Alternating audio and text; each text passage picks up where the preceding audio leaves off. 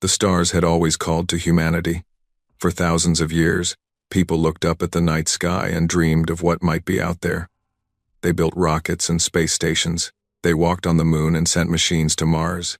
And finally, in the year 2247, they built ships that could travel between the stars. Captain James Morrison stood on the bridge of the Unity, humanity's first interstellar vessel. His crew of 47 men and women had traveled for 3 years to reach this moment. Before them hung a massive space station, bigger than anything humans had ever built. It was shaped like a flower with 1,000 petals, each petal a different color that shifted and changed in the starlight. "We're receiving a transmission," said Communications Officer Lynn Park. Her voice shook with excitement. "Captain, they're speaking to us. The translation software is working." The message played through the bridge speakers. The voice was cold and flat, without any emotion at all. "Unknown vessel. You have entered Concord space. Identify yourself and your species of origin. Failure to comply will result in immediate destruction." Morrison took a deep breath. This was the moment humanity had waited for. First contact with alien life. He had practiced his speech 100 times. "This is Captain James Morrison of the Earth vessel Unity. We represent the human race from the planet Earth. We come in peace, seeking friendship and knowledge. We are honored to meet you." There was a long silence. Then the voice returned. "Human race. Earth. No records found. Stand by for inspection." Within an hour, the Unity was surrounded by sleek alien ships. They were beautiful and terrifying at the same time. Each one moved with a grace that made human vessels look like clumsy children's toys. A beam of light pulled the Unity toward the station, and Morrison realized they had no choice but to go along with it. The inspection lasted 3 days. Aliens of different species came aboard and examined everything. They scanned the humans with strange devices. They looked at the ship's engines and weapons and computers. They asked questions in that same flat, emotionless voice. And through it all, Morrison noticed something that worried him deeply. They were not impressed. Not even a little bit.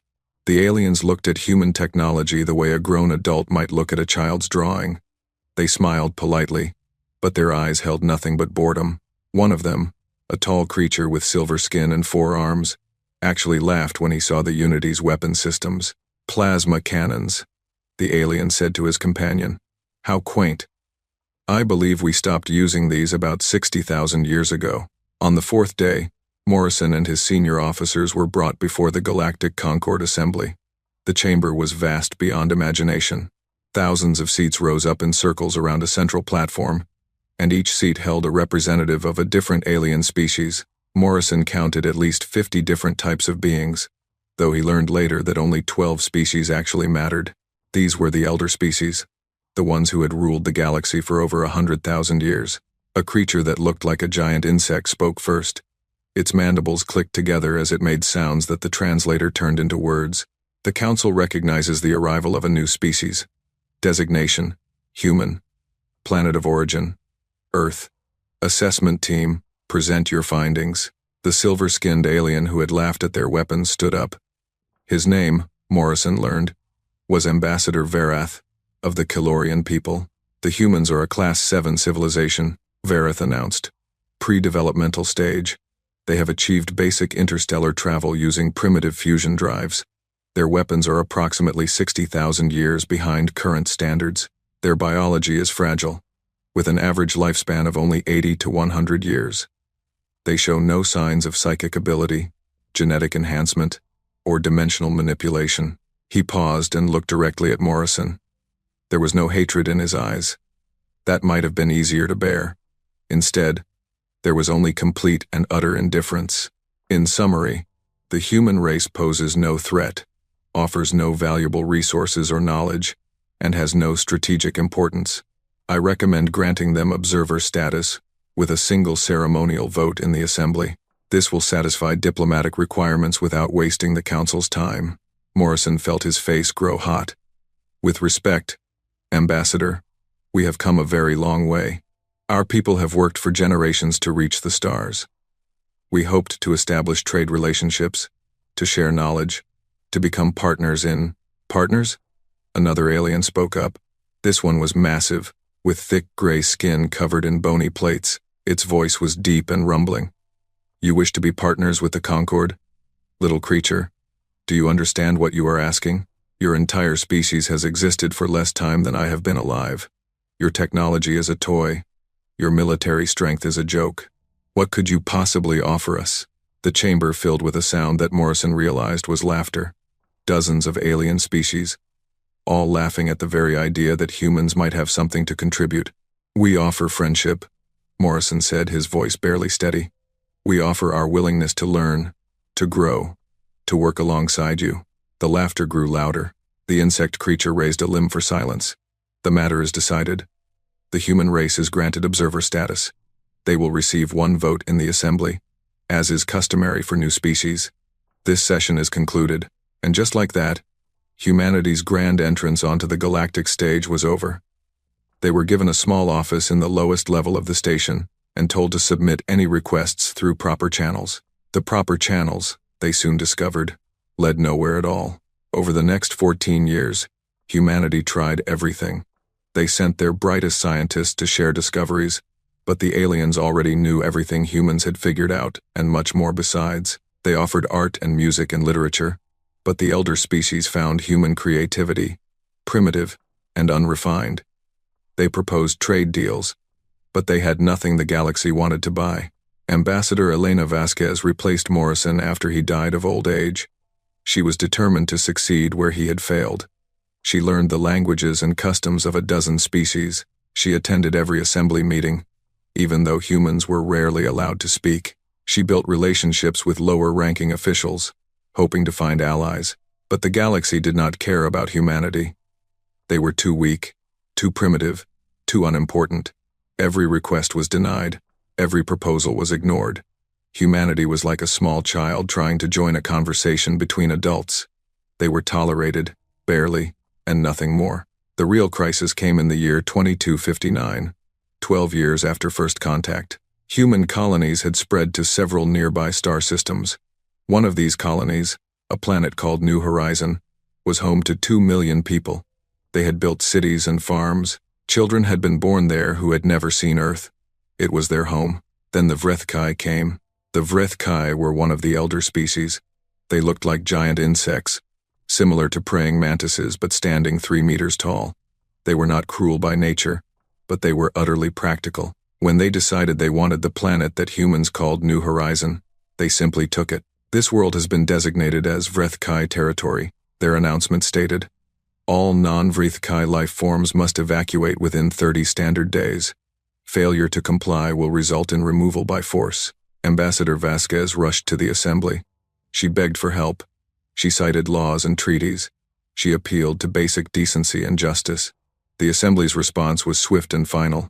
The territory in question was not officially registered to the human species, the speaker announced. Under Concord law, unregistered territory may be claimed by any member species. The Vrethkai claim is valid. This matter is closed. But there are 2 million people there, Vasquez shouted.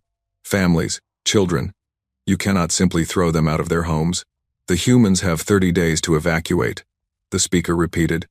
This matter is closed. The humans of New Horizon had nowhere to go. Earth could not support another 2 million people. The other colonies were too small. In the end, the Vrethkai generously extended the deadline to 60 days, and the humans were forced to crowd onto transport ships with only what they could carry. 300 people died during the evacuation. Dozens more took their own lives rather than leave the only home they had ever known. And the galaxy did not care. Vasquez spent the next 2 years filing complaints and appeals. Every single one was denied. The message was always the same. Humans were not important enough to protect. Their suffering did not matter. They should be grateful they were allowed to exist at all. During this time, Vasquez noticed something that frightened her. The way certain species looked at humanity was changing. Before, they had been indifferent. Now, some of them seemed almost annoyed. The Drathos were the worst. They were one of the most powerful elder species, a race of tall, pale beings with sharp features and eyes like black holes. Their empire stretched across 1,000 star systems, and their military was legendary. They had conquered dozens of species over the millennia, and they viewed warfare as an art form. General Kethvor of the Drathos High Command made no secret of his opinion about humans. He spoke about them often in public forums, and his words were carried across the galaxy. "The humans breed like vermin," he said in one famous speech. "They spread to new worlds with no regard for proper territorial law. They constantly petition the assembly with their pathetic complaints. They are a nuisance, nothing more. But nuisances, if left unchecked, can become problems. And I do not tolerate problems." Vasquez heard these words and felt ice in her blood. She tried to warn Earth's government, but they did not want to believe her. "Surely," they said, "the Concord would not allow one species to attack another without reason. Surely there were rules against such things. There were rules. But rules only protect those with the power to enforce them. And humanity had no power at all." The last assembly meeting that Vasquez attended was on a cold day in March of 2261. She had come to present yet another appeal, this time asking for terraforming technology to help a dying colony world. The request was denied before she even finished speaking. As she stood to leave, something made her stop. Perhaps it was intuition. Perhaps it was the way the Drethos representatives were smiling. Whatever it was, she felt compelled to speak. "I want to say something," she announced. Her voice was calm and clear. "I know you will not listen. I know you do not care. But I want these words recorded in the official archives, so that someday, someone will know the truth." The chamber fell silent, not out of respect, but out of curiosity. What would the little human say? "My people came to you with open hands," Vasquez continued. "We came seeking friendship and knowledge. We asked for nothing but a chance to prove ourselves, to grow, to become part of something greater. And you rejected us. You ignored us. You treated us as less than nothing." She looked around the chamber, meeting the eyes of as many aliens as she could. "We asked for help when our people were thrown from their homes. You refused. We asked for technology to save dying colonies. You refused. We asked, again and again, for the basic decency that any species should show another. And you laughed at us." The Drethos general was still smiling. Vasquez looked directly at him. "I know what you are planning," she said. "I know you see us as vermin to be exterminated. And I know that no one in this chamber will lift a finger to stop you. We are alone. We have always been alone." She paused, and when she spoke again, her voice was harder than steel. "But I want you to remember this day. All of you. I want you to remember that we asked for peace. We begged for peace, and when you refused, when you decided that our lives meant nothing, you created something. You do not know what it is yet. You cannot see it. But it is there, growing in the hearts of every human being. Rage, desperation, the absolute certainty that we have nothing left to lose." She turned to leave, then stopped one final time. "You think you know what humans are capable of. You have measured our ships and our weapons and found them wanting. But you have not measured our will. You have not measured our hatred, and you have not measured our memory. We never forget. Never." The chamber erupted in laughter again. The Drethos general applauded mockingly. Ambassador Verath of the Kilorians shook his head with amusement. "How dramatic," someone said. "Perhaps humans have a future in entertainment after all." Vasquez walked out of the chamber with her head held high. She knew that her words had meant nothing to them. They were too arrogant, too sure of their own power, to take her seriously. But she had not spoken for them. She had spoken for the record. She had spoken so that someday, when everything changed, there would be proof that humanity had tried, that they had asked for peace, and that they had been refused. 3 months later, the Drethos fleet appeared in Earth's sky. 700 warships, each one larger than any vessel humanity had ever built. They came without warning, without declaration of war, without any pretense of justice. General Kethvor broadcast a single message to the planet below. "The Drethos High Command has determined that the human species poses a potential future threat to galactic stability. In accordance with standard population control protocols, the human homeworld and all associated territories will be sterilized. This action is taken for the good of the galaxy. Resistance is unnecessary. This will be quick." The ships opened fire. Elena Vasquez was in her office when the first bombs fell. She had just enough time to look up at the sky, to see the brilliant flash of light that would be the last thing she ever saw. Her final thought was of her words in the assembly. "You will remember this day." And somewhere, scattered across the cold darkness of space, the survivors of humanity heard the news. They watched their homeworld burn, They saw the death toll climb into the billions. They felt something break inside them, and something else take its place, something cold, something patient, something that would never, ever forget. The galaxy had made a terrible mistake. They had taken a species that only wanted peace and taught them that peace was impossible. They had taken a species with nothing to offer and given them a purpose, revenge. But that would come later. For now, there was only silence. The silence of 11 billion graves. The silence of a species that had been pushed beyond the breaking point. And in that silence, something new was being born. Something that would one day shake the very foundations of the galaxy. The elder species did not notice. They had already forgotten about humanity. That was their second mistake. The sky above Earth had turned the color of blood. Lieutenant Commander Sarah Chen stood at the window of the orbital station Prometheus, watching the Drathos fleet fill the darkness between Earth and its moon. 700 ships. Each one was a mountain of metal and death, bristling with weapons that made human technology look like children's toys. They moved in perfect formation, like predators circling wounded prey. "All stations report ready," came a voice behind her. It was Admiral Marcus Webb, the highest-ranking officer in Earth's defense fleet. His voice was steady, but his hands shook slightly as he gripped the railing. 43 ships. That's everything we have. Sarah did not turn around. She kept watching the Drathos fleet. 43 against 700. "We have to try," Webb said. "We have to give them something to remember." The first shots were fired at exactly 14:32 Earth Standard Time on June 17, 2261.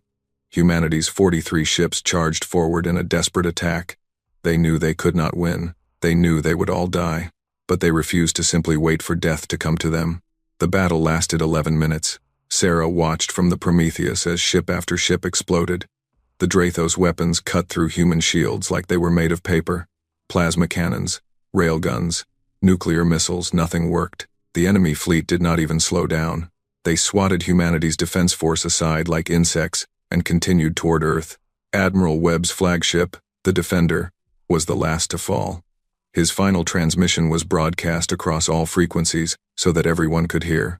"This is Admiral Webb to all human vessels and stations. We have failed to stop them. May God have mercy on us all. To those who survive, remember us. Remember what they did, and make them pay."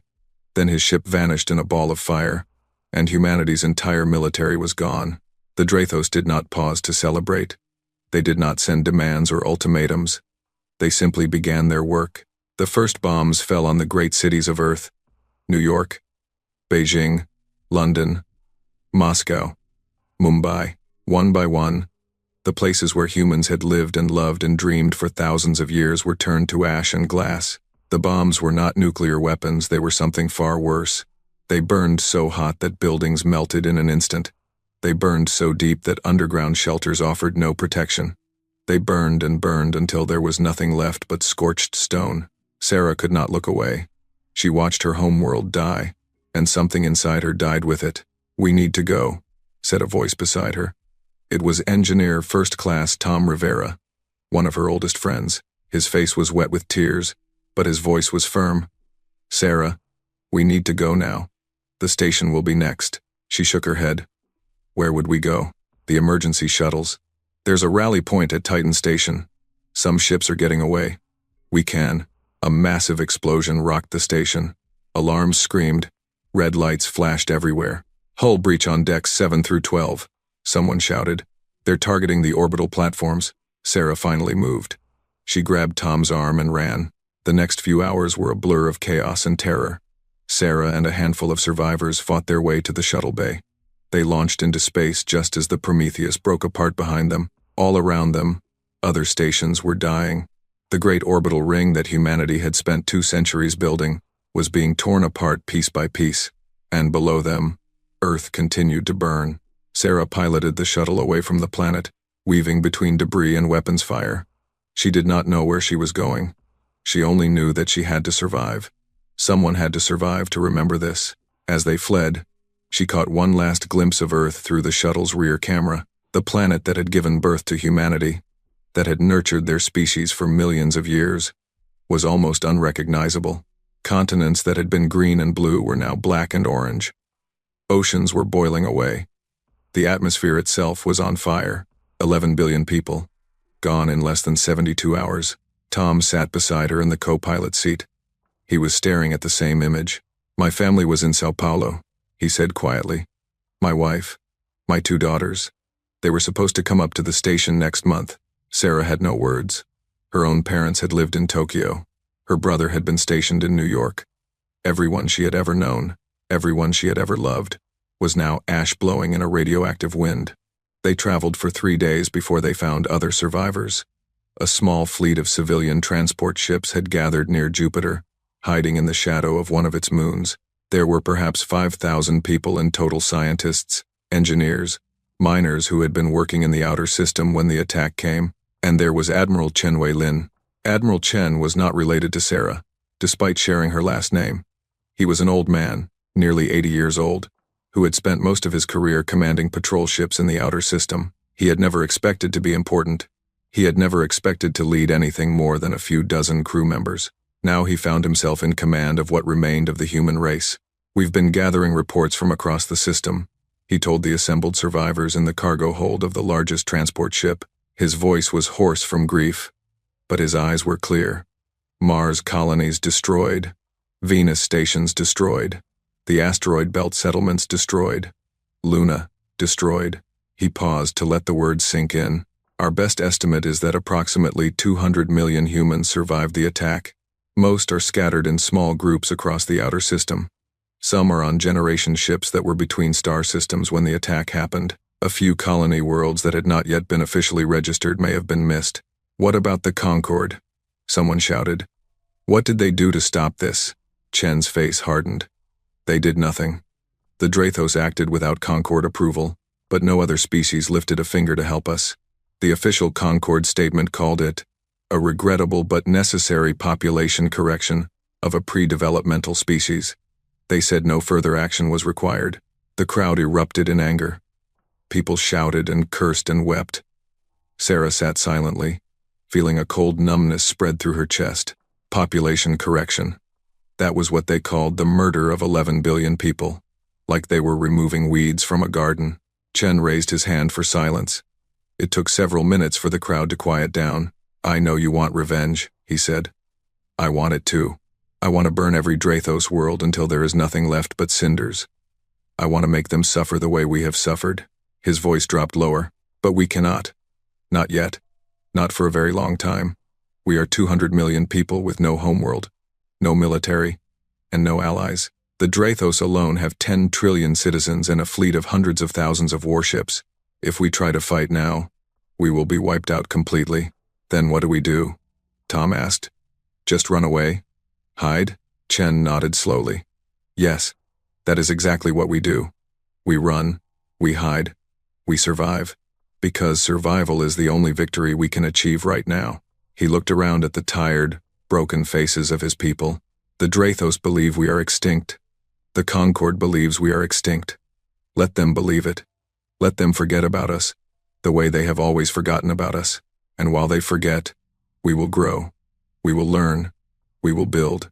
His voice grew stronger. I do not know how long it will take. Decades, centuries, perhaps longer. But one day, we will return. And on that day, they will learn what it means to face a species with nothing left to lose. On that day, they will learn what humans are truly capable of. Sarah felt something stir in her chest. It was not hope, not exactly. It was something darker and colder. It was the knowledge that she had a purpose now. Her life was no longer about happiness or success or love. Her life was about one thing and one thing only, making them pay. Over the next few months, the survivors organized themselves. They gathered every ship they could find, transports, mining vessels, research stations, anything that could travel between stars. They collected supplies and equipment and, most importantly, people. Every human who had survived the purge was precious beyond measure. Then they began the long retreat.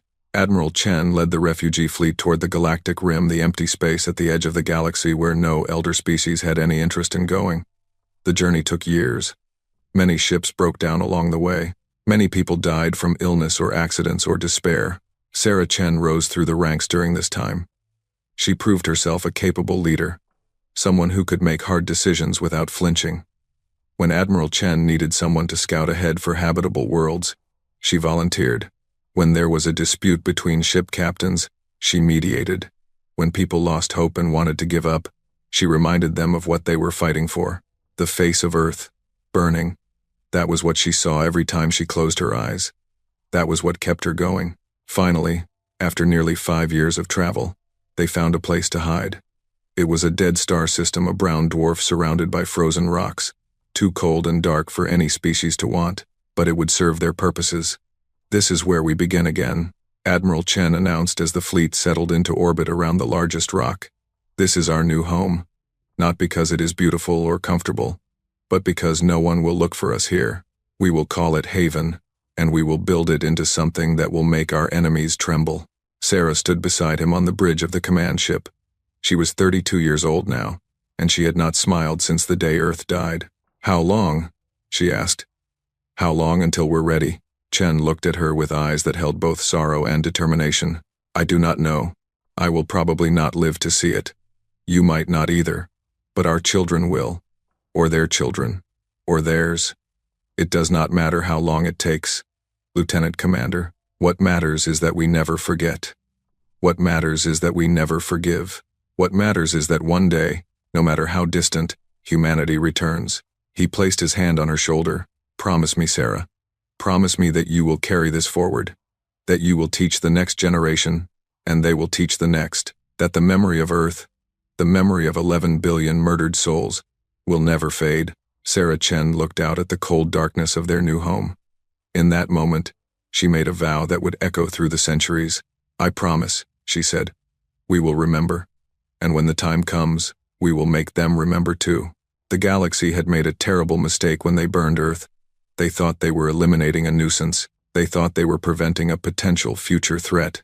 They thought that by killing 11 billion people, they were making themselves safer. They were wrong. What they had done was create something far more dangerous than they could imagine. They had taken a species known for its creativity and adaptability and given it a single, burning purpose. They had united 200 million survivors in a hatred so deep and pure that it would never fade. The Drathos thought they had won. The Concord thought the human problem had been solved. They went back to their ancient games of politics and trade, secure in their power, confident in their superiority. They never noticed the refugee fleet disappearing into the darkness at the edge of the galaxy. They never wondered what those survivors might be doing out there in the void, and that was their greatest mistake of all. Because in the cold and the dark, humanity was not dying. Humanity was preparing. Every death was being recorded. Every name was being remembered. Every wrong was being catalogued for the day when payment would come due. The purge of Saul was meant to be the end of humanity's story. Instead, it was only the beginning. Sarah Chen stood at the window of Haven's first permanent structure, watching construction drones begin their work. Behind her, engineers argued about power systems and defensive grids. Somewhere, children were being taught the names of cities that no longer existed on a planet that was now a tomb. She touched the small piece of rock that hung around her neck, a fragment of Earth, retrieved from the ruins by a salvage team that had risked everything to bring back this tiny reminder of home. "We're coming back," she whispered to the darkness. "Not today. Not tomorrow. But someday. And when we do, you will understand what you have done. You will understand what you have created. And you will be afraid." The stars did not answer. They never did. But they would. One day, they would. 300 years is a long time to wait for revenge. In the first decade after the purge, the survivors simply tried to stay alive.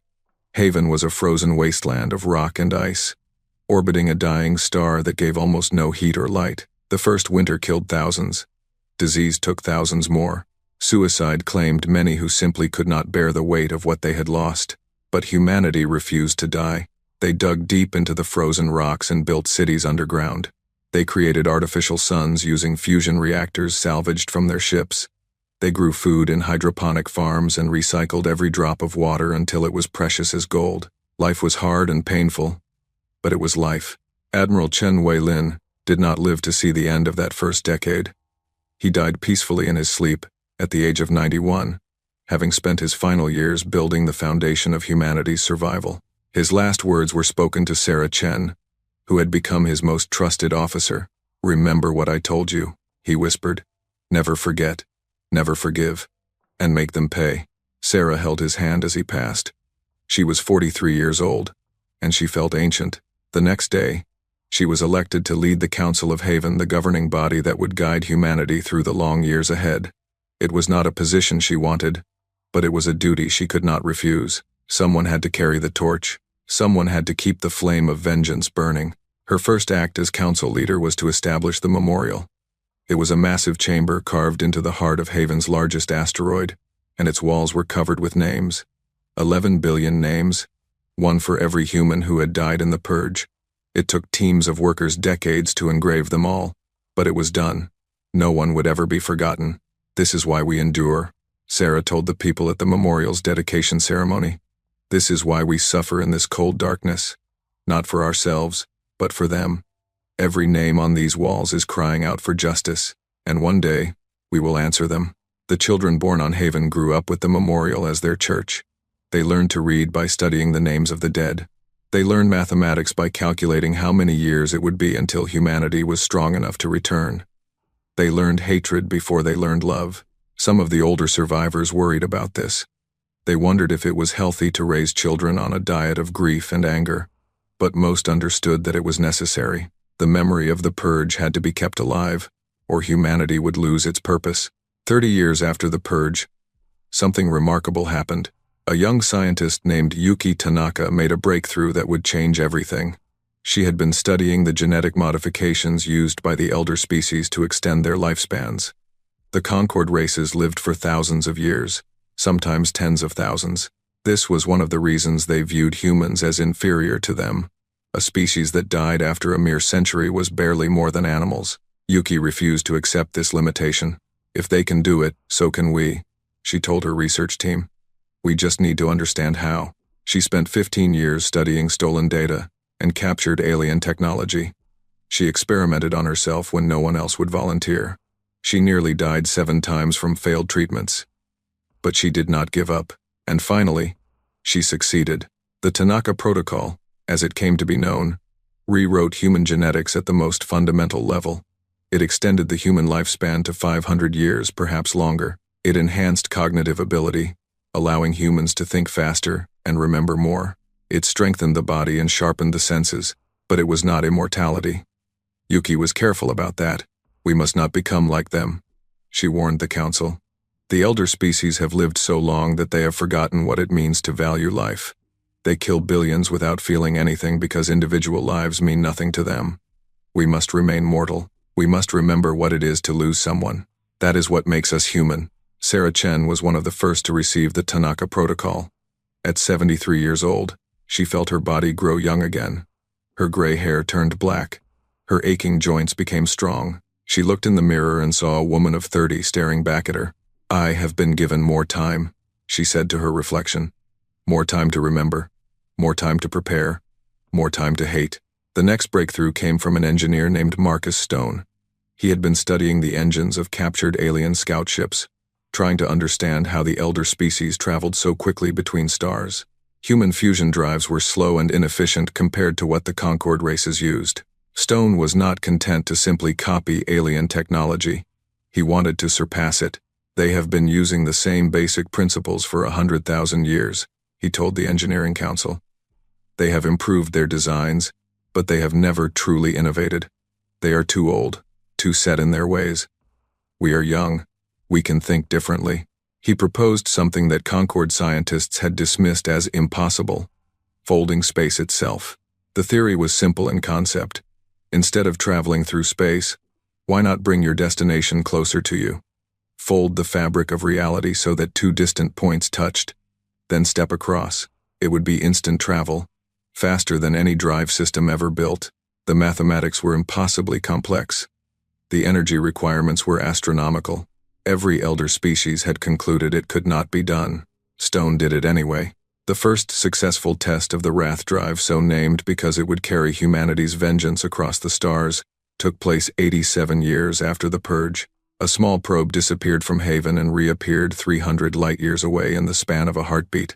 Sarah Chen was there to see it. She was now 160 years old but looked no older than 40. She watched the data scroll across the screen and felt something she had not felt in nearly a century. Hope. How long until we can build ships with this technology? She asked. Stone smiled grimly. Give me 30 years. It took him 25. The third breakthrough was the most frightening. Dr. Helena Vance led a team that studied the genetic potential of human beings. She believed that the Tanaka Protocol was just the beginning.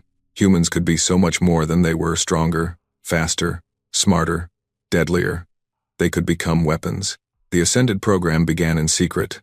Volunteers were selected from the best soldiers and scientists, people who were willing to sacrifice their humanity for power. They underwent genetic reconstruction so extensive that they were barely recognizable as human when it was complete. The first Ascended soldier was named Victor Reyes. He had been a normal man once, a farmer from a Mars colony who had lost his entire family in the purge. Now he was something else entirely. His muscles could lift a ton. His bones were harder than steel. His reflexes were so fast that he could catch bullets in midair. His mind had been enhanced with computer implants that let him process tactical data in milliseconds. And his eyes glowed faintly in the dark, a side effect of the enhanced vision that let him see in any conditions. How do you feel? Dr. Vance asked him after the final procedure. Victor looked at his new hands. They were large and powerful, capable of crushing metal. I feel ready, he said. Ready to do what needs to be done. Over the next century, thousands more Ascended were created. They trained constantly, preparing for a war that had not yet come. They memorized the tactics and weaknesses of every elder species. They practiced killing in 1,000 different ways, and they waited. Meanwhile, the Hidden Fleet was growing. Deep in the asteroids of Haven, factories worked day and night building warships. Not the clumsy vessels that humanity had used before the Purge. These were something entirely new. They were fast and deadly, equipped with wrath drives and weapons that the elder species had never imagined. The fleet began with a single ship, then 10, then 100, then 1,000. By the time 200 years had passed since the Purge, the Hidden Fleet numbered over 10,000 vessels. Each one was worth a dozen conquered warships. Each one carried the names of the dead inscribed on its hull. Sarah Chen remained council leader throughout these long years. Some called her the Eternal Chairwoman. Others called her the Mother of Vengeance. She accepted both titles without comment. Her only concern was preparing humanity for the war to come. She spent much of her time in the memorial, walking among the endless walls of names. Sometimes she talked to the dead, telling them about the progress being made. Sometimes she simply stood in silence, remembering. The galaxy beyond Haven continued on without knowing humanity still existed. The elder species fought their petty wars and played their political games. The Drathos were more powerful than ever, having absorbed several weaker species into their empire.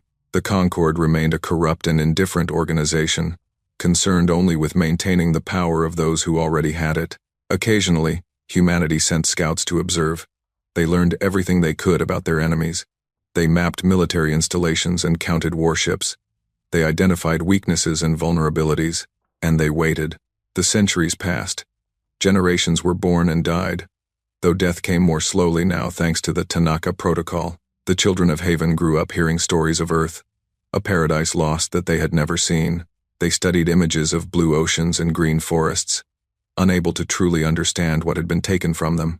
But they understood the hatred that was passed down perfectly from generation to generation. 300 years after the Purge, Admiral Mei Chen stood before the Council of Haven. She was the great-great-great-granddaughter of Sarah Chen, who had finally died at the age of 412. Her duty complete. Sarah's last words had been the same as Admiral Wei Lin's so many centuries before. Never forget. Never forgive. Make them pay. Mei Chen had inherited her ancestors' fierce determination. She had also inherited command of the Hidden Fleet, which now numbered over 40,000 warships, 40,000 vessels of vengeance, crewed by humans who had never seen Earth but carried its memory in their blood. The time has come, she told the council. Our scouts report that the Drathos High Command is gathered on their homeworld for a military review. Their fleet is scattered across their empire, responding to border conflicts. They are vulnerable. The council members looked at each other. This was the moment they had been preparing for since before most of them were born. Are we ready? Someone asked. Mei Chen smiled. and there was no warmth in it. We have been ready for 300 years. The only question is whether the galaxy is ready for us. She activated a holographic display showing the full strength of the hidden fleet. 40,000 ships, each one a marvel of technology that surpassed anything the elder species possessed. Millions of crew members, including 50,000 ascended soldiers, weapons that could crack planets, shields that could withstand stars. Our ancestors fled into the darkness because they had no choice, Mei Chen said. They survived against impossible odds. They built this fleet with nothing but determination and hatred. And now, at last, we will deliver the justice that has been 300 years in coming. She looked at the faces of the council, seeing the same cold fire that burned in her own heart. The Drathos believe they are safe. The Concord believes we are extinct. They have forgotten about us. They have erased us from their histories. They think the human problem was solved 3 centuries ago. Her voice hardened into steel. They are about to learn otherwise. Today, we emerge from the shadows. Today, we remind the galaxy what they did to us. Today, we show them what humanity has become. She raised her fist in the salute that every human learned as a child, the sign of the unbroken spirit. The gesture that meant, we remember. For Earth, she said. For Earth, the council echoed. For the 11 billion. For the 11 billion. For vengeance. For vengeance.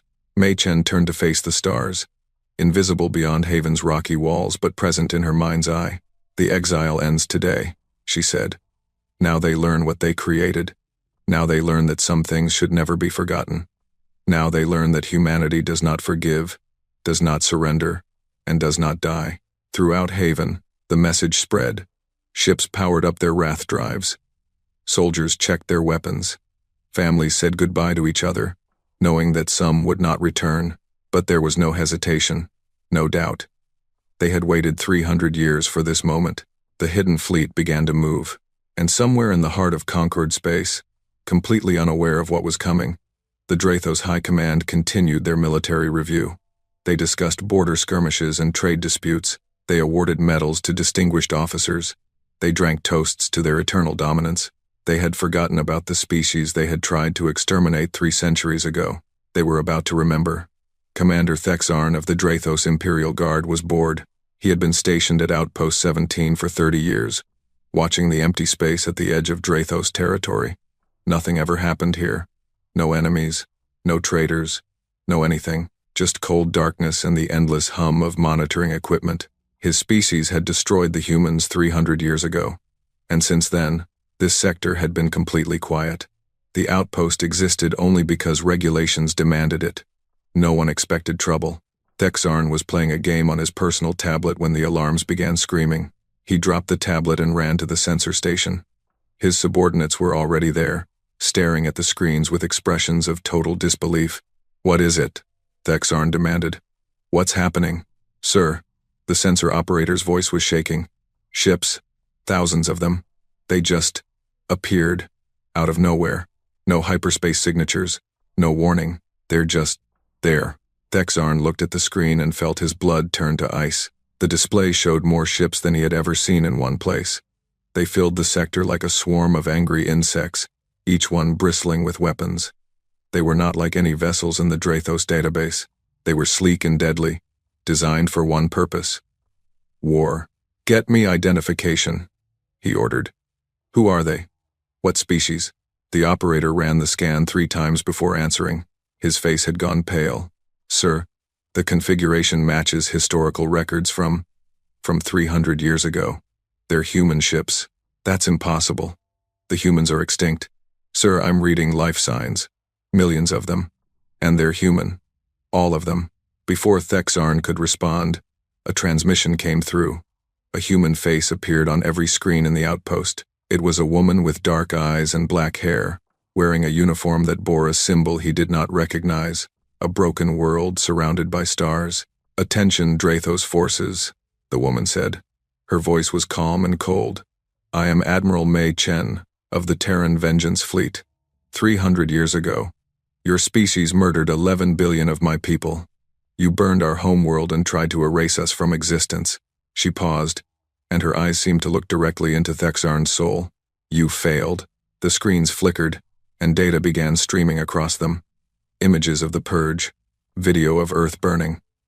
The death toll, displayed in numbers so large they were almost impossible to comprehend. For 3 centuries, we have waited in the darkness. Admiral Chen continued. We have grown strong. We have built weapons you cannot imagine. And we have remembered every single name of every single person you murdered. Her voice hardened. Your time of judgment has come. We are not here to negotiate. We are not here to talk. We are here to show you what happens when you push a species beyond the breaking point. We are here to show you what humanity has become. The transmission ended. Thexarn tried to send a warning to High Command, but his communications were being jammed. He tried to power up the outpost's weapons, but they were already offline. Shut down by some kind of electronic attack he did not understand. Then the human ships opened fire. The battle for Outpost 17 lasted less than 2 minutes. When it was over, there was nothing left but debris and bodies. The same scene played out at 18 other Drathos outposts in the following hours. By the time the High Command learned what was happening, their entire outer defense network had been destroyed. General Kethvor the Younger was the grandson of the general who had ordered the purge of Earth. He had been raised on stories of that glorious victory, the day when Drathos might had crushed a rising threat before it could become dangerous. He had always considered it one of his grandfather's greatest achievements. Now he stood in the war room of the Imperial Palace, watching his empire crumble. How is this possible? He demanded. We destroyed them. We sterilized their entire star system. Some survived, General. His aide replied nervously. They must have been hiding somewhere beyond our territory, building their forces in secret. For 300 years? It would seem so, sir. Kethvor stared at the tactical display. The human fleet was cutting through Drathos space like a blade through soft flesh. Fortress worlds that had never been conquered were falling in hours. Battle fleets that had dominated the galaxy for millennia were being annihilated in minutes. Get me the Concorde, he ordered. We need reinforcements.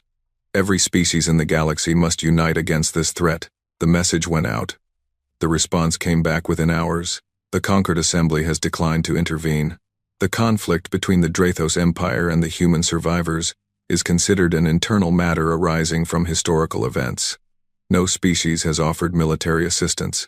Kethvor felt something he had never experienced before. Fear. The humans were not just winning, they were making a statement. Every world they conquered, they broadcast the same message. Names, millions of names, scrolling endlessly across every screen, the names of those who had died in the purge, and they kept coming. Admiral Mei Chen led the assault on the Drathos homeworld personally. Her flagship, the Remembrance, was the largest vessel in the fleet, a massive carrier that held 10,000 fighters and enough firepower to crack a planet. Its hull was covered with names, just like all the ships, but the Remembrance carried a special list. The names of those who had died at Sol Station on the first day of the purge. Mei Chen stood on the bridge as her fleet surrounded the Drathos capital world. The planet was beautiful in a cold way, covered in silver cities and towering monuments to military glory. Orbital stations circled it like jewels, and a defensive fleet of nearly 100,000 ships stood ready to protect it. Admiral, her tactical officer reported, the enemy fleet is moving to engage. They outnumber us 2-1. Mei Chen nodded. Then it will be an even fight. The Battle of Drathos Prime lasted 6 hours.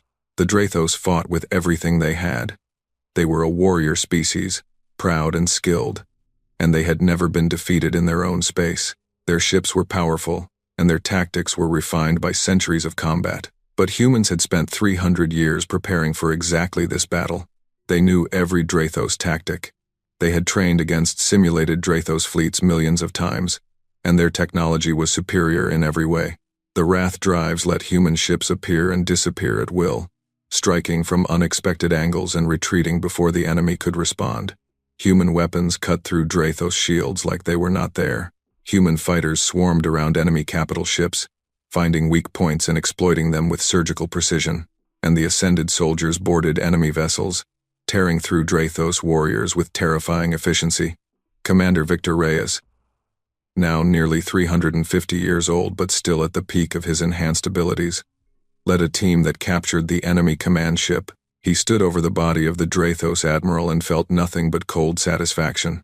When the battle ended, The Drathos defensive fleet had been reduced to scattered survivors fleeing for the outer system. The planet lay exposed and helpless. Mei Chen broadcast her message to the surface. People of Drathos, 300 years ago, your leaders decided that humanity was a threat that needed to be eliminated. They murdered 11 billion innocent people.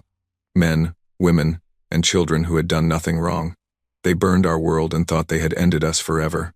She paused. We could do the same to you now. We have the power to turn your world to glass, just as you did to ours. Many of my people have begged me to do exactly that. They want revenge. They want you to feel the same pain we felt. The bridge was silent. Everyone waited for her decision. But we will not do it. We will not become like you. We will not murder billions of innocents to punish the crimes of their ancestors. That is not who we are. She took a deep breath. Instead, you will face justice. Your military leadership will be tried for crimes against humanity. Your empire will be dismantled. Your species will be stripped of all weapons and confined to a single world, where you will live in peace whether you like it or not. You will never again have the power to harm another species. Her voice hardened, and every year, on the anniversary of Earth's destruction, you will read the names of the 11 billion, every last name, so that you never forget what your people did, so that your children and your children's children know the truth of your history. She ended the transmission and turned to her officers. Begin landing operations. Take the military leadership alive if possible. Minimize civilian casualties. Yes, Admiral. As her forces descended on the Drathos homeworld, Mei Chen allowed herself a moment of quiet reflection. This was not the end. The Drathos were only the first. The other elder species, the ones who had watched humanity burn and done nothing, still needed to face their reckoning. 3 weeks later, the remembrance appeared at the heart of the Galactic Concord. The Concord Assembly Station had not changed much in 3 centuries. It was still the same massive structure, shaped like a flower with 1,000 petals. It was still filled with representatives from the elder species, playing their eternal games of politics and power. They had been arguing about the Drathos situation when the human fleet arrived. Panic spread through the station as sensors detected 40,000 warships surrounding them. Emergency protocols activated. Defensive systems powered up. Urgent messages were sent to every species begging for military support. None came. The elder species had spent millennia competing with each other. They had no real unity, no true alliance. When faced with an existential threat, each one looked out for itself. Admiral Chen's image appeared on every screen in the assembly chamber. 300 years ago, an ambassador from Earth stood where I now appear, she said. Her name was Elena Vasquez. She asked for your help as her people were being slaughtered. She begged for justice. She warned you that you were making a terrible mistake. Mei Chen's face was hard as stone. You laughed at her. You dismissed the murder of 11 billion people as a necessary population correction. You went back to your petty arguments while our world burned. She let the words sink in. Ambassador Vasquez asked you to remember that day. I am here to ensure that you do. The screens filled with images. Earth before the purge, blue and green and beautiful. Earth during the purge, burning, dying, screaming. Earth after the purge, a lifeless rock, empty and silent. We have already dealt with the Drathos, Mei Chen continued. Their empire is no more. Their military is destroyed. Their leaders are in custody, awaiting trial. But they were not alone in their crime. Every species in this assembly shares responsibility. You could have stopped them. You could have helped us. Instead, you did nothing. A Calorian representative stood up. It was the descendant of Ambassador Verath, the one who had dismissed humanity as Class 7 so long ago. This is outrageous, he shouted. We had nothing to do with the Drathos attack. We cannot be held responsible for. You voted against us, Mei Chen interrupted. Every time we asked for help, you voted against us. When the Vrethkai stole our colonies, you ruled in their favor. When we asked for technology to save our dying people, you refused. You treated us as less than nothing, as animals not worth protecting. She leaned forward.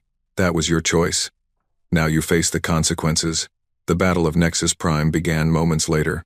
The Concord had assembled a combined fleet of over 2 million warships, the largest military force in galactic history. Every species had contributed something, hoping that sheer numbers would overwhelm the human invaders. They were wrong. Human ships danced through the enemy formation. their wrath drives letting them strike and retreat faster than the Concord forces could react. Human weapons cut through shields that had withstood centuries of warfare. Human tactics exploited weaknesses that the elder species did not even know they had. Within 6 hours, the Concord fleet was broken. Millions of alien soldiers were dead or captured. The surviving ships fled in every direction, abandoning the assembly to its fate. Mei Chen watched the rout from her bridge. She felt no joy, only a cold, grim satisfaction. "Admiral," her communications officer reported, "we're receiving surrender signals from the assembly station. They're asking for terms." Mei Chen nodded. "Tell them I will address the assembly personally. All representatives will attend, or their species will be considered hostile." An hour later, she walked into the assembly chamber. She wore the same uniform she had worn throughout the campaign, still marked with the dust and smoke of battle. Behind her walked 50 ascended soldiers, their enhanced bodies moving with inhuman grace. The chamber was full. Every species was represented, even those who had fled the battle. They looked at her with fear and hatred and, in some cases, grudging respect. Mei Chen stood at the central podium, the same place where Elena Vasquez had made her final speech so many centuries ago. "The Galactic Concord is dissolved," she announced. "Your empires, your alliances, your treaties, they mean nothing now. Humanity has returned, and we have brought judgment with us." She looked around at the gathered aliens. "You had 100,000 years to build a civilization worth respecting. Instead, you created a galaxy where the strong prey on the weak and no one cares about justice. You looked at us, a young species, eager to learn and grow, and you saw nothing but potential competition to be eliminated." Her voice rose. "You made a terrible mistake. You took a species that wanted nothing but peace and taught us that the galaxy only respects power. You took a species with nothing to offer and gave us a purpose. You created your own destroyers, and now you must live with the consequences." She placed her hand on a small stone embedded in the podium. It was a fragment of Earth, carried through 3 centuries of exile and war. "This is what remains of our homeworld. 11 billion people lived there. They had families and dreams and hopes for the future. And you let them die." Mei Chen looked at each species in turn. "We will never forget. The galaxy will never forget. And from this day forward, everything will be different." She stepped back from the podium. "A new order begins today. Not the Concord. Not an empire of humans ruling over other species. Something better. Something just. A galaxy where no species, no matter how young or weak, will ever be ignored again." The chamber was silent. "You taught us a lesson 300 years ago," Mei Chen said. "Now we will teach you. The lesson is simple. Humanity asked once for kindness. We will not ask again." She turned and walked out of the chamber, leaving the elder species to contemplate the end of everything they had known. Behind her, on every screen in the station, the names began to scroll once more. 11 billion names, 11 billion reminders of why humanity had returned, and why the galaxy would never be the same. The galaxy held its breath. 2 years had passed since humanity's return, and the elder species still could not quite believe what had happened. For 100,000 years, they had ruled the stars without challenge. They had thought themselves the masters of all creation, eternal and invincible. Now they waited in fear, wondering what the humans would do next. The answer came not with weapons, but with law. Admiral Mei Chen established the Terran Covenant on the first anniversary of the Battle of Nexus Prime. It was not an empire in the traditional sense. Humanity did not want to rule over other species the way the Conquered had. They wanted something different, something better. "We could crush you all," Mei Chen told the gathered representatives of every species in the galaxy. They had been summoned to the ruins of the old Concord Assembly, which was being rebuilt into something new. "We have the power. We have the right, given what you did to us. But that is not who we are." She stood before them in simple clothes, without weapons or guards. The message was clear. She did not fear them. She did not need to. The Terran Covenant will be built on one principle: justice.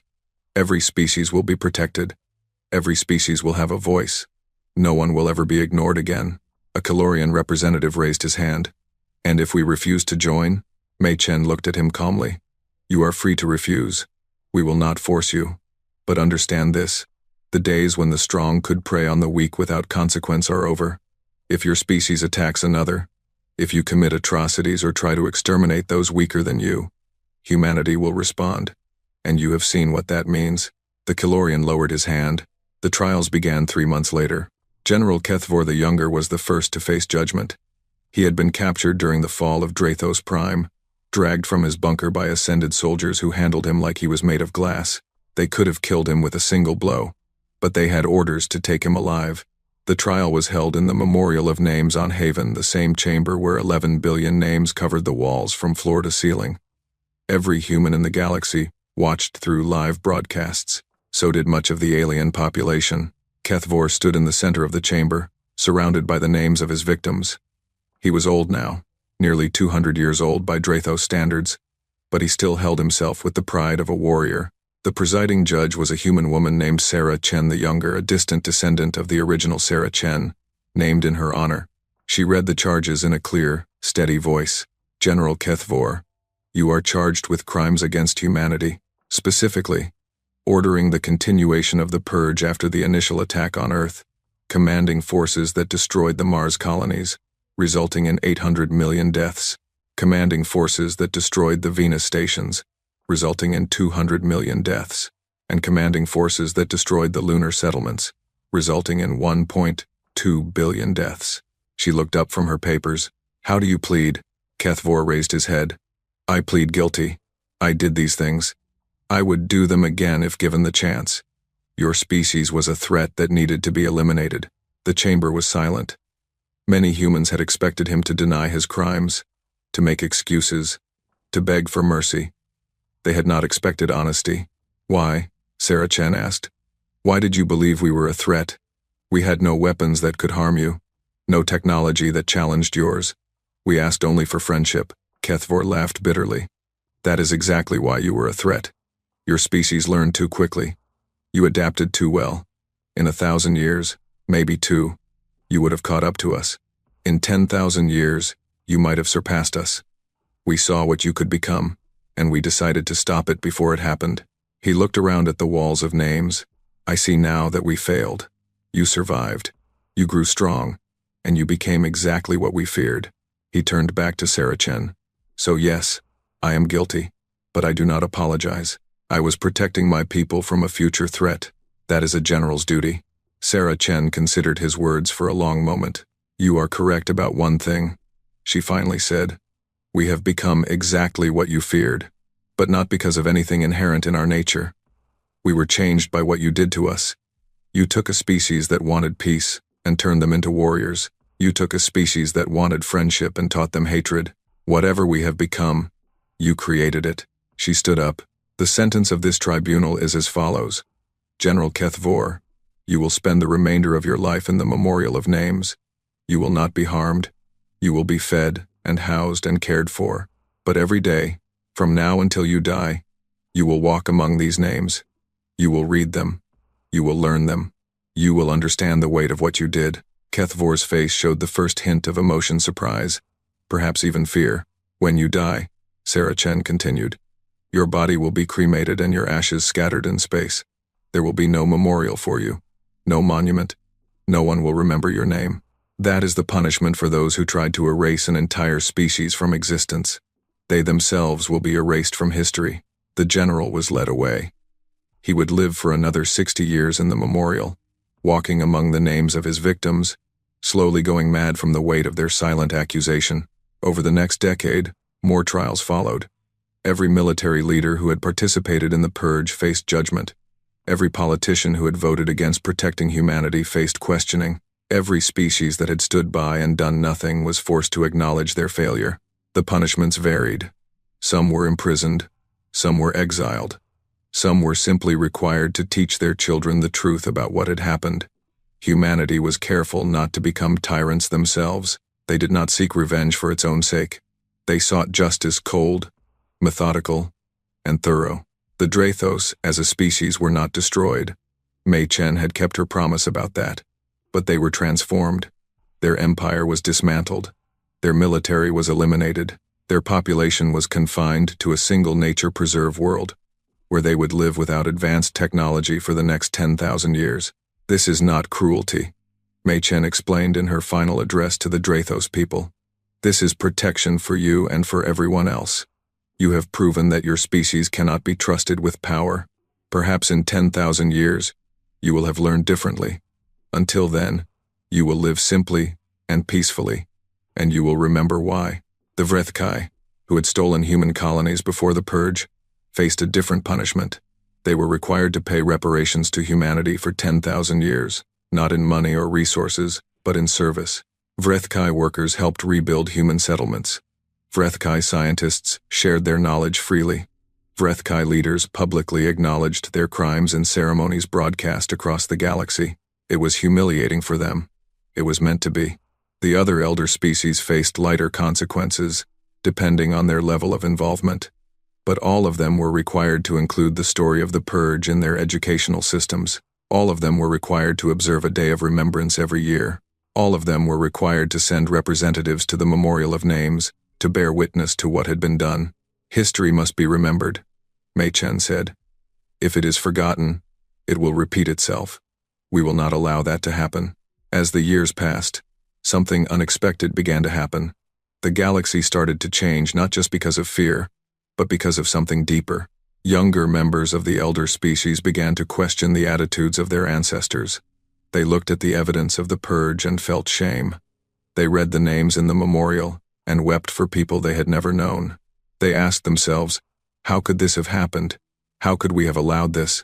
Some of them reached out to humans, seeking friendship and understanding. They were met with caution at first. 3 centuries of hatred could not be erased overnight. But slowly, carefully, connections began to form. A Kilorian scientist named Verath the Younger, descended from the same ambassador Verath, who had dismissed humanity so long ago, dedicated his life to studying human history and culture. He wrote a massive work called The Forgotten People, which documented everything that had been lost in the Purge. It became required reading throughout the galaxy. My ancestor was a fool, Verath wrote in the introduction. He looked at humans and saw nothing of value. He did not understand that every species has value. Every life has meaning. I have spent my career trying to correct his mistake. I can never fully succeed, but I will never stop trying. A Vrethkai artist created a sculpture that stood 100 meters tall, depicting a human mother holding a child, looking up at a sky full of fire. It was placed in the center of the former Concord Assembly, now renamed the Hall of Memory. Millions of visitors came every year to stand before it and reflect. Even some Drathos, living in their primitive exile, began to change. The children born after the defeat did not share their parents' pride. They learned the truth about the Purge and felt only horror. Some of them petitioned to be allowed to visit the memorial, to add their voices to those asking for forgiveness. Humanity watched these changes with mixed emotions. Some humans welcomed the signs of redemption. Others could not forget what had been done and refused to believe in genuine change. The debate about how to move forward continued for generations. Mei Chen lived long enough to see the beginning of this transformation. The Tanaka Protocol kept her alive for 430 years, and she remained active until nearly the end. But eventually, even she grew tired. On the 300th anniversary of the Purge, she gave her final public address. She was old now, truly old, her body finally failing despite all the advanced medicine that humanity had developed. But her mind was still sharp, and her voice still carried the weight of history. 300 years ago, my ancestors fled into the darkness with nothing but their memories and their hatred, she said. They dreamed of this day, the day when humanity would stand victorious, when those who wronged us would face justice. They passed that dream down through the generations, and we made it real. She paused, looking out at the assembled crowd. Humans and aliens alike had gathered to hear her speak. Some of them were old enemies, some were new friends. All of them listened in silence. But I want to tell you something that I have learned in my long life. Revenge is not enough. Justice is not enough. These things were necessary. We could not move forward without them. But they cannot be our only purpose. She gestured to the stars visible through the great windows of the Hall of Memory. The galaxy is vast. There is so much to explore, so much to learn, so much to build. Humanity spent 3 centuries preparing for war. Now we must learn how to prepare for peace. Her voice grew softer. I will not be here to see what comes next. That is for younger generations to decide. But I want to leave you with one thought. We were right to seek justice. We were right to hold our enemies accountable. But now we must ask ourselves, what do we want to become? She looked directly into the cameras that were broadcasting her words across the galaxy. Do we want to be defined by what was done to us? Or do we want to be defined by what we do next? We have proven that humanity can survive anything. We have proven that we can defeat any enemy. Now let us prove that we can build something worthy of our ancestors' sacrifice. She touched the fragment of earth that still hung around her neck, the same stone that Sarah Chen had worn 3 centuries ago, passed down through the generations. For the 11 billion, she said. For everyone we lost. Let us build a galaxy that would make them proud. Mei Chen died peacefully in her sleep 3 months later. Her funeral was attended by representatives of every species in the galaxy. Even a small delegation of Drathos was allowed to come, to pay their respects to the enemy they had created. Her body was cremated, and her ashes were scattered on a small blue world at the edge of human space. The world was called New Earth, and it was humanity's new home, not as beautiful as the original, perhaps, but full of life and hope. A statue was built in her honor, showing her standing tall with her hand raised in the sign of the unbroken spirit. At its base was a single inscription. She remembered. She returned. She rebuilt. The galaxy continued to change. New species were discovered and welcomed into the Covenant. Old species slowly healed from the wounds of the past. Wars still happened sometimes, because conflict is part of life, but they never reached the scale of the old Concord days. The memory of what had happened to humanity was too fresh, the consequences too clear. And every year, on the anniversary of Earth's destruction, beings from across the galaxy gathered to read the names. 11 billion names, spoken aloud by millions of voices. It took 24 hours to complete, and no one was allowed to leave until it was done. We remember, they said together at the end. We will always remember. Some survivors of the original purge were still alive, kept going by the Tanaka Protocol and their own stubborn will. They were treated as living monuments, invited to speak at ceremonies and share their memories with younger generations. Their stories were recorded and preserved for all time. One of them, a woman named Maria Santos, who had been a child when Earth burned, was asked what she thought of the new galaxy. It's not perfect, she said. Nothing ever is. There are still people who hate us, and people we hate. There are still problems that need solving. But it's better than it was. Much better. She looked up at the sky, where stars twinkled peacefully. I remember what it was like before. I remember being ignored, dismissed, treated like nothing. I remember watching my world die and thinking that no one in the universe cared. And now look at us. We matter. Our voices are heard. Our lives have value. She smiled, and there was both sadness and hope in her expression. My grandmother used to say that the universe only respects power. Maybe that was true once, but I think we've changed that. Power is not enough anymore. Now you also need justice. Now you also need to remember that every species deserves a chance. She touched the pendant around her neck, a small piece of glass made from Earth's sand, one of millions that had been created and distributed to survivors of the purge.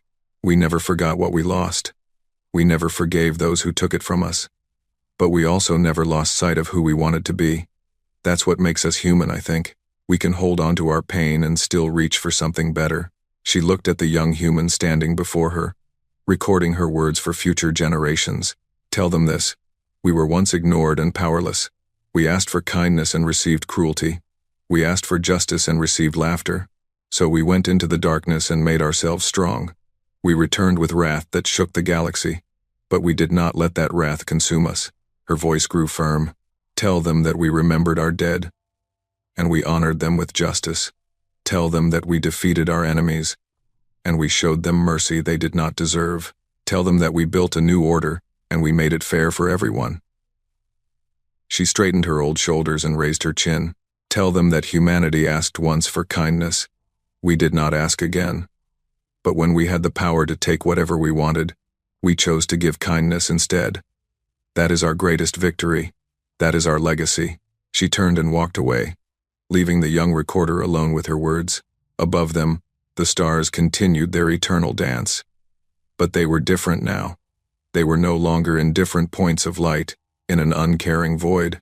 They were part of a galaxy that had learned, through pain and blood and 3 centuries of waiting, that every species matters, that every life has value, that even the forgotten can rise, and that humanity, once ignored and powerless, had become something the universe would never forget.